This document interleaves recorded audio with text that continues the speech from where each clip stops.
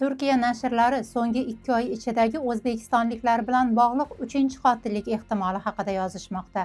Balıkesir viloyatida topilgan jasad o'zbekistonlik Dilafruz Cho'liyevaga tegishli ekanligi tasdiqlandi, deyiladi Turk rasmiy nashrlarida.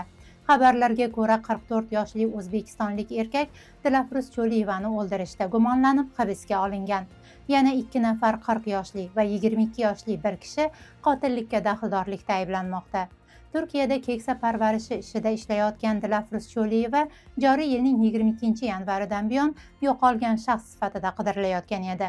O'tkazilgan tergov tahlillarida Kirsal Jamdebiy mahallasidagi bo'sh yerda topilgan ayol jasadining Burxaniya tuman ichki ishlar bo'limi guruhlari tomonidan 46 yoshli O'zbekiston fuqarosi Dilafruz Cho'liyevaga tegishli ekanligi aniqlangan. Jasad tibbiy tekshiruv uchun Bursa adliya tibbiyot institutiga yuborildi, deya ma'lum qildi mahalliy nashrlar. Mazkur hodisa yuzasidan tergov surishtiruv ishlari davom etmoqda.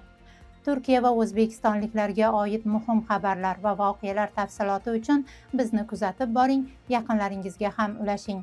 Bizni ijtimoiy tarmoqlarda Vatandosh Turkiya deb toping.